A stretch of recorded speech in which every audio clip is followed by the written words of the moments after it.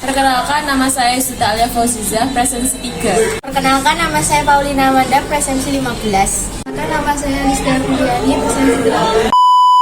Indonesia sebagai negara agresi yang mengandalkan pertanian sebagai pilar utama perekonomian, mayoritas penduduk masih bergantung pada sektor pertanian memberi kontribusi besar pada pembangunan nasional.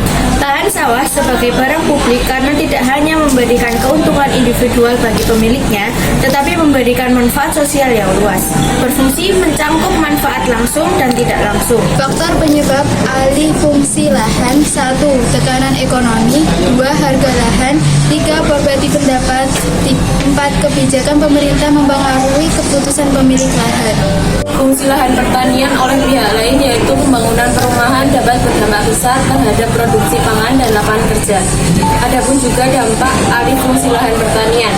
1. Dampak pada pendapatan mata pencaharian harian. 2. Ganti rugi kepada pemilik lahan pertanian. Peraturan terkait alih fungsi lahan. Pertama, Pemerintah RI Nomor 1 Tahun 2011 telah menetapkan persyaratan alih fungsi lahan pertanian pangan berkelanjutan. Adanya persetujuan tim verifikasi, terdapat perbedaan antara proses yang diatur dalam peraturan dengan realitas lapangan. Di profesi baru setelah alih fungsi lahan, sejumlah petani tetap dalam bidang pertanian sementara yang lain beralih menjadi karyawan, pedagang, guru, dan profesi lainnya.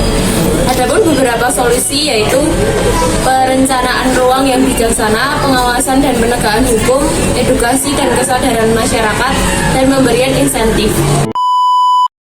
Selanjutnya kita akan membahas tentang ubi jalan. Pengertian ubi jalan. Ubi jalan adalah jenis tanaman budidaya.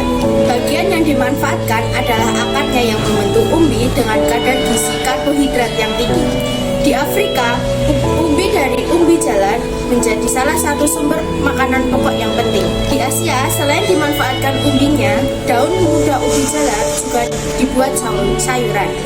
Terdapat pula ubi jalar yang dijadikan tanaman hias karena keindahan daunnya. Ubi jalar memiliki beberapa warna, yaitu ubi jalar ungu, ubi jalar berwarna putih kecoklatan, ubi jalar berwarna merah.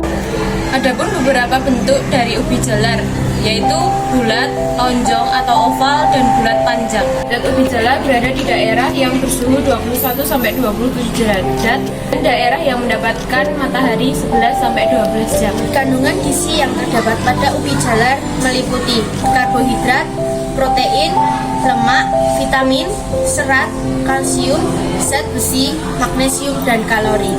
Daerah penyebarannya terletak pada 300 derajat lintang utara dan 300 derajat lintang selatan.